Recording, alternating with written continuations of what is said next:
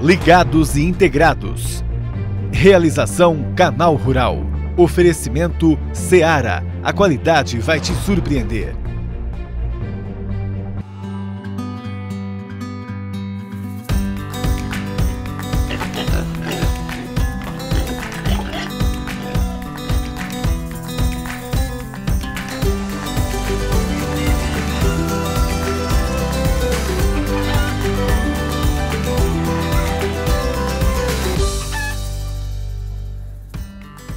Bom dia! Obrigado por ter vindo no nosso encontro diário aqui no Canal Rural sobre avicultura e suinocultura. Vamos às notícias do nosso setor. A exportação brasileira de carne suína deve crescer 15% em 2020, estima o USDA, que é o Departamento de Agricultura dos Estados Unidos. 980 mil toneladas podem ser enviadas para o exterior. A produção deve ser de 4 milhões e 200 mil toneladas. Se confirmadas, o volume representa alta de 4,5%. E como você organiza os gastos aí da sua granja, hein? Sabe direitinho quanto dinheiro sobra? E aí, dá para investir ou fazer aquela manutenção lá necessária? Tem que pensar nisso, hein? A repórter Júlia Fabre foi conhecer uma granja onde tudo está anotado, hein? Seja no caderninho ou no computador. Depois de décadas se dedicando ao mundo corporativo e ao comércio na cidade, a vontade de viver e empreender no campo falou mais alto. Pensamos aqui numa granja de frangos. Pensamos nas outras atividades também, só que não era aquilo que a gente queria. E apostamos no certo e que deu certo, que é granja de frango. E como deu certo! Hoje são 84 mil frangos na granja do Everaldo. Muda o cenário da sorveteria para a granja, mas uma boa administração continua sendo essencial. Planejar, executar, verificar e agir garantem uma gestão eficiente e o sucesso nos negócios. Primeiramente, o negócio tem que ser sustentável, né? E por isso que ele precisa conhecer todos os seus custos na ponta do lápis, né? Desde os custos mensais até os custos do lote todo, né? Para que no período aí de 60 dias, aí, que é o fluxo do lote, ele tenha bons resultados e consiga pagar suas contas, né? E ainda assim sobrar alguma coisa para a família dele. Existem muitas maneiras de controlar as finanças em uma granja. O importante é não deixar de calcular. Todos os dias nós estamos de olho em tudo para que não aconteça um probleminha, seja manutenção da granja, em tudo. Se viu uma lona, rasgou um pouquinho a lona, na hora já vamos lá, consertamos ela, costuramos, colamos, porque se deixar, um puxa o outro. O que acontece? Vai entrar mais ar frio, você vai queimar mais lenha, então isso aí aqui tem que ser zero. Não pode, não aceitamos. E com uma boa administração, é possível projetar os lucros ao final da produção de cada lote. O manejo, né? O manejo em si, né? O cuidado, o fazer mais com menos, a gente fala, fazer mais com menos com qualidade, né? E entregar um frango com a menor conversão alimentar, com a melhor qualidade possível, aonde possa ser lucrativo para as duas partes. Boas técnicas de manejo, boa administração, é sucesso garantido. Faltou acrescentar a informação mais importante.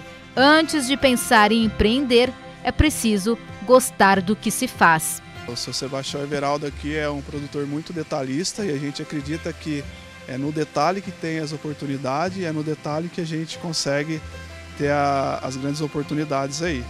E não existe milagre, né? Aqui é trabalho duro, acordar cedo e dormir tarde e com certeza colhe os bons frutos aí no final do lote aí, durante o período de criação, durante o ano todo também. Bem à vontade você aqui no meio da sua criação de aves, né? Bastante, porque aqui a gente encontra a felicidade trabalhando, ver esses animais do dia a dia crescendo, lindo como estão. Isso aqui é o que completa o nosso dia a dia.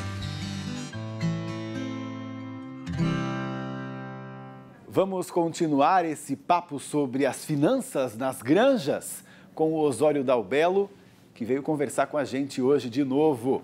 Obrigado por ter Bom aceito dia, o nosso Pablo. convite. Bom dia. Bom dia a todos os produtores integrados de aves, de suíno. Bom dia Eles estão esperando pelas suas dicas. a todos os extensionistas, veterinários e todas as pessoas que trabalham nessa parceria. Esses também aí. não só esperam pelas nossas dicas, mas para ver se a gente está falando alguma coisa errada. Também. Se a gente está ajudando eles ou atrapalhando, né, Osório? Legal. A gente veio para ajudar, a intenção é boa. Vamos sentar? Obrigado. Fica à vontade. Ô, Osório, quando o integrado começa a trabalhar como um integrado, ele já recebe, né, muitas orientações, não só ali do manejo, mas também de como manter essa granja com as contas em dia. Sem dúvida. Aliás, se a gente parar um pouquinho e fizermos um processo de empatia e tentar entender assim, por que o integrado investe numa granja? Não fica dúvida que a razão do investimento é uma atividade econômica.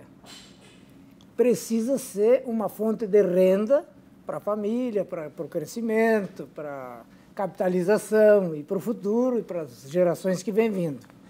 Então, tratar de economia é fundamental para que o projeto seja um caso de sucesso. Sim, é.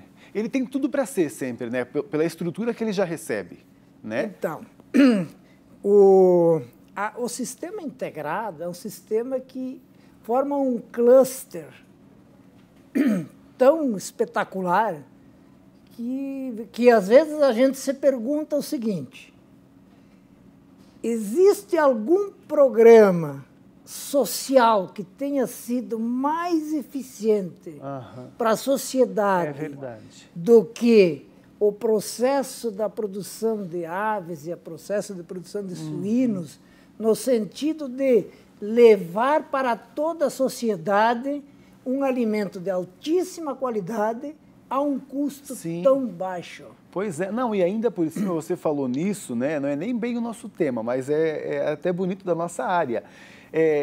Como você falou, em um programa social, né? Porque não está se dando nada, né? Assim, é toda uma troca em que todos ganham. Então, né? Voltando, né? Não é algo assistencialista, jamais. Não, absolutamente. Né? Absolutamente. Em que as pessoas vão trabalhar, vão ganhar e vão gerar empregos ainda na sua comunidade. Esse que é o lado espetacular do sistema. É o lado o quanto ele tem um impacto social, não no sentido do produtor, no sentido da sociedade. Imagina que se viabiliza para o consumidor brasileiro comprar 1 quilo de carne de frango mais barato do que você paga por uma garrafa de água no bar. É verdade. Entendeu? Pois é. Esse lado social, digamos, destas cadeias é uma contribuição relevante de toda a cadeia de produção de aves e suínos. A gente se empolgou aqui na filosofia. Mas voltando ao nosso tema, esse lado econômico do processo do produtor rural é um lado bonito e é um lado que precisa ser trabalhado. Pois é. Porque é ali que se demonstra a viabilidade do projeto, é ali que o produtor entende as oportunidades que ele tem para trabalhar. Tem como a gente explicar de uma maneira simples, assim, como que é até mais ou menos nesse dia a dia? Fazer as contas numa granja é simples, porque ele recebe o insumo, recebe, né, o lote, como é que é? Então, sobre a ótica da produção, os grandes insumos são de responsabilidade da integradora. Então, aqui, digamos, os pintinhos que vai lá, o leitão que vai lá, as matrizes que vão lá, as integradoras fornecem. O alimento que esses animais vão consumir, as integradoras fornecem. A logística de transporte, a integradora fornece. As vacinas, os eventuais medicamentos que precisa, a integradora fornece. Então, cabe ao produtor organizar as coisas que cabe a ele. O que cabe a ele, então? Certo. O capital envolvido na granja, sua manutenção, as contas de energia elétrica, mão de obra, alguns insumos operacionais, a água que ele fornece aos animais. Então, fazer gestão destes gastos e da renda que ele tem vai permitir que ele identifique se o negócio está realmente entregando a rentabilidade que ele espera. E é fácil de perceber. E melhor ainda, vai permitir que ele identifique os pontos aonde ele pode melhorar a sua renda ou reduzir o seu custo. Sim. Que são duas variáveis bem chave. Uma é a seguinte, como ele pode gerar mais renda, e outro, como ele pode gastar menos. São duas coisas bem chave que quem faz gestão identifica. Certo. A gente pode dar exemplo? Por exemplo, eu imagino, como menos custo, vamos evitar o desperdício. Esse é um lado, digamos assim, como ração é um gasto da integradora. Então, ele nem sofreria tanto. Se ele tiver desperdício, ele vai piorar os índices de performance dele e, consequentemente, vai ter menos renda. Ah, tá certo. Mas me refiro a coisas do tipo assim, por exemplo, consumo de energia elétrica. Quanto eu gasto para produzir um suíno ou quanto eu gasto para produzir 1000 frangos, se eu comparar o meu dispêndio com a média dos produtores, eu vou ter uma referência se eu estou gastando mais ou se eu estou gastando menos. Se eu comparar com processos similares e que têm excelente resultado, eu posso ter certeza se eu estou fazendo bem ou se eu tenho uma oportunidade. Que, às vezes, existem granjas que têm deficiência de instalação elétrica, tipo assim, um fio mais fino do que precisa, uma fuga de energia, um motor mal regulado ou fora de padrão, uma correia mal esticada, um equipamento que não funciona direito. Que dentro de um ano acaba gerando um gasto. Às vezes no dia a dia ele acha que não, mas, né? Que vai gerando despesas que não somam. Sim. Então, se não anotar, se não fazer gestão das contas que cabe a ele, perde a oportunidade de identificar aonde ele pode ser mais eficiente na gestão do negócio dele. Falamos em como não perder dinheiro. Agora quero falar em como ganhar mais dinheiro com isso. É uma dica boa, eles querem saber, só que só depois do intervalo. Legal.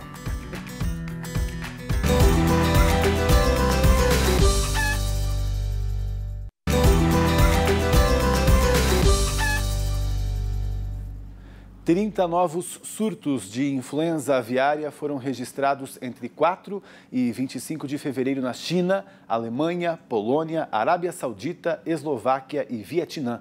De acordo com a Organização Mundial para a Saúde Animal, agora são 135 casos pelo mundo e desses 81 na Ásia, 35 na Europa e 19 na África. Quase 600 mil animais foram sacrificados.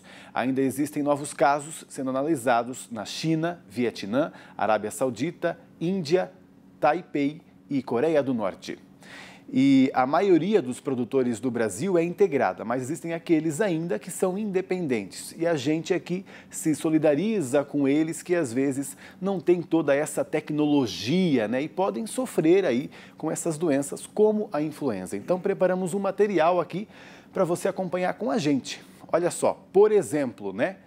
Não deixe que pessoas estranhas entrem na sua granja. O simples contato de uma vestimenta contaminada pode infectar todo o lote. Então é importante também não visitar outras granjas e depois voltar para a sua, hein?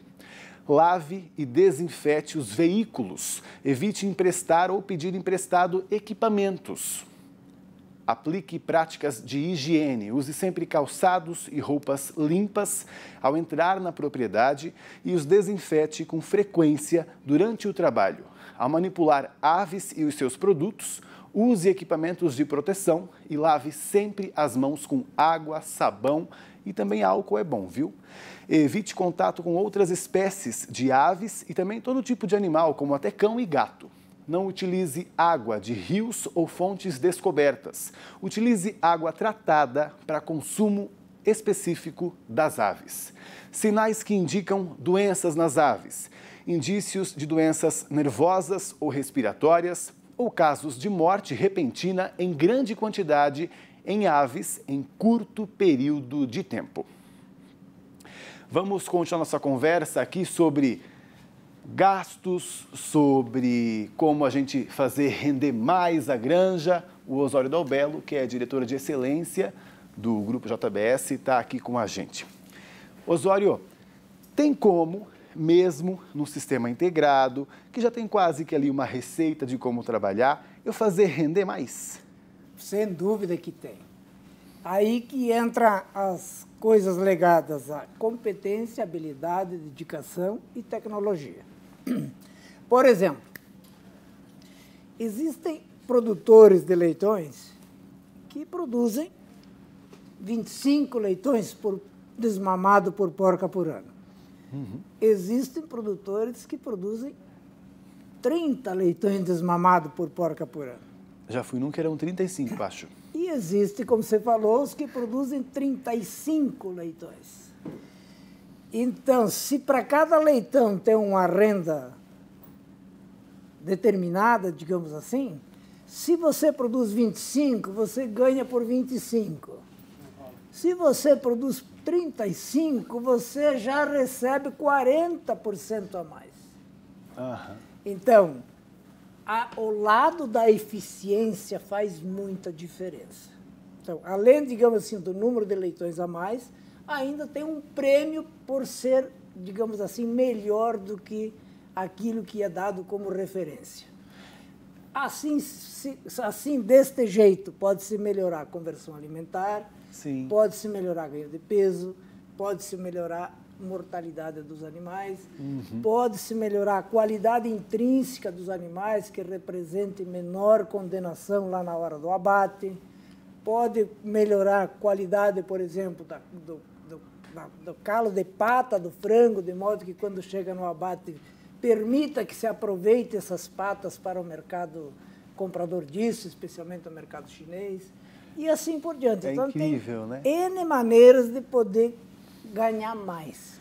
Além daquilo que nós falamos de gastar menos, existem as maneiras de ganhar mais. Não, eu estava pensando aqui, incrível como, às vezes, essa resposta poderia ser algo muito matemático, né, ali nas contas dele, mas não, né, tem muito a ver com bem-estar, inclusive, né, porque uma matriz, né, muito bem tratada, como eu te falei, já vi, aí com uma média acima da média de produção de leitões, né? Perfeitamente. Tem algum erro que a gente pode chamar a atenção, às vezes, do produtor, que ele acaba ali se atrapalhando?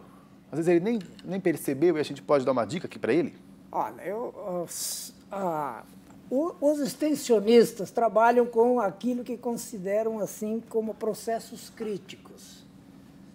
Por exemplo, na produção de leitões, o que se chama que é crítico, né? Identificar a hora de fazer a cobertura de maneira exata, fazer o processo de inseminação bem feito, o arraçoamento das porcas de forma adequada, a preparação de leitões bem feita, o cuidado para minimizar a perda de leitões durante a maternidade. Então, tem várias atividades críticas, processos críticos, eu sei que não é que são críticos, são importantes para o sucesso da atividade. E assim tem na criação de frango, né? O manejo da temperatura, fornecimento de água nos primeiros dias, e assim por diante, que faz a diferença. Mas, de qualquer forma, cada produtor tem um extensionista que o atende.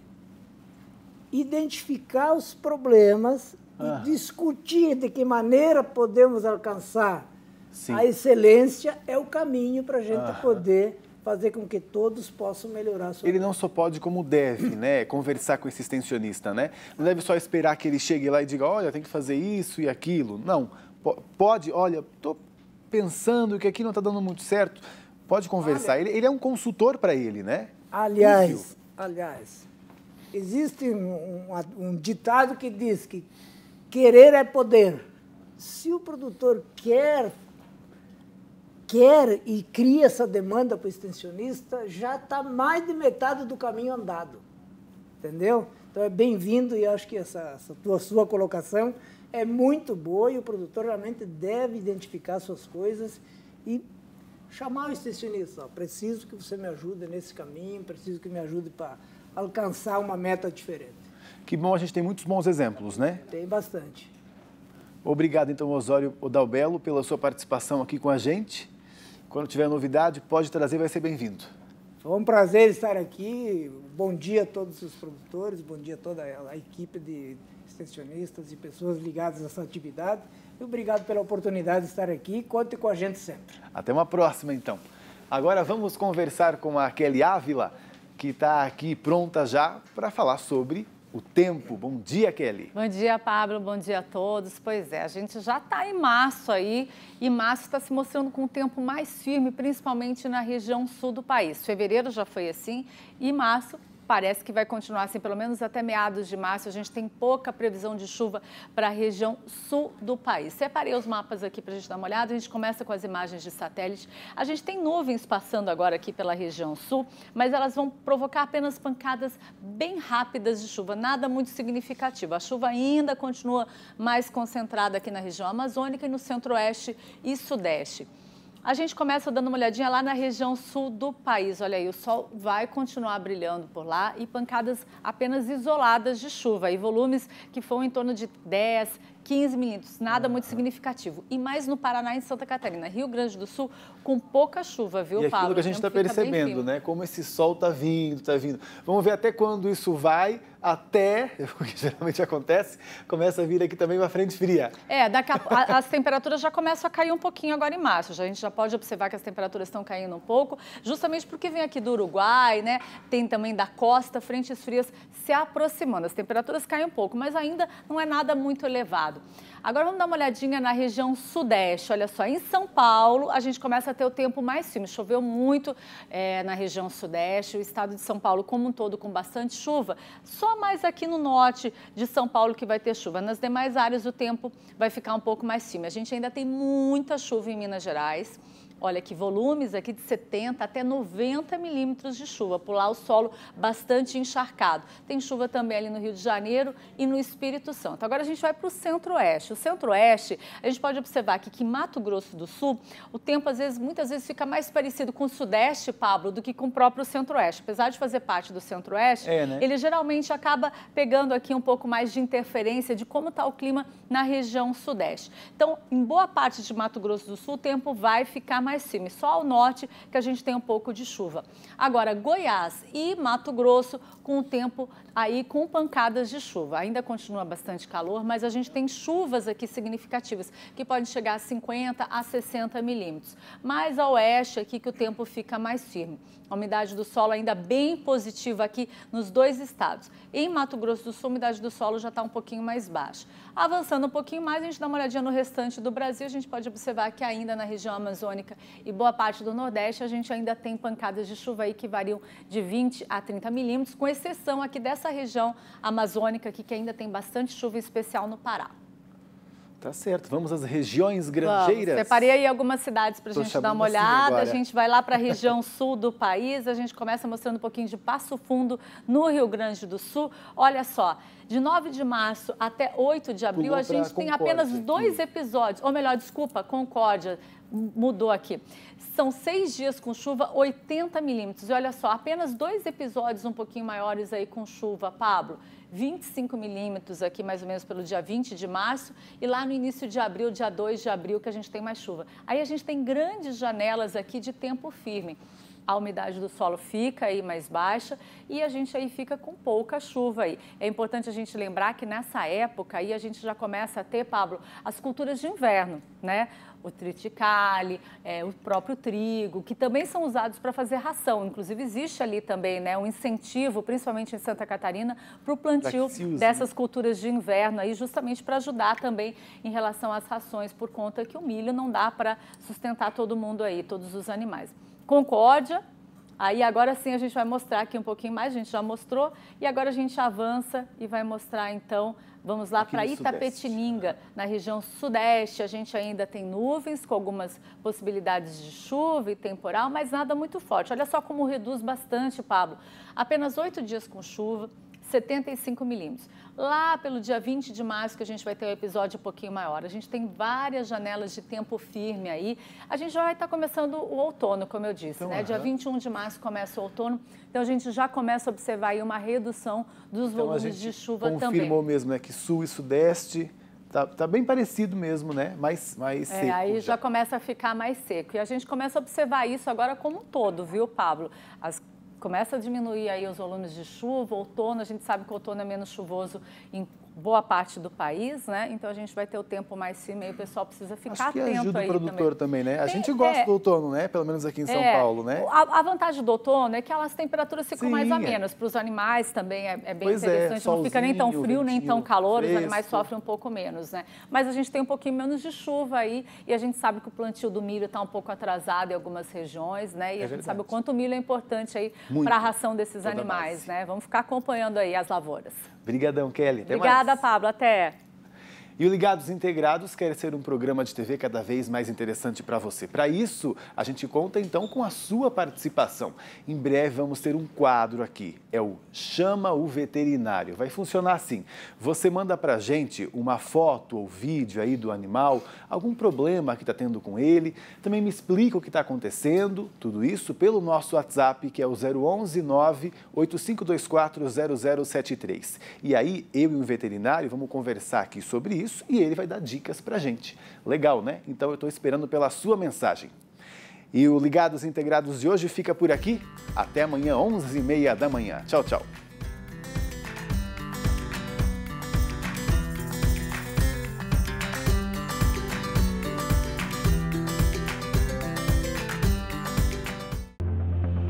Ligados e Integrados.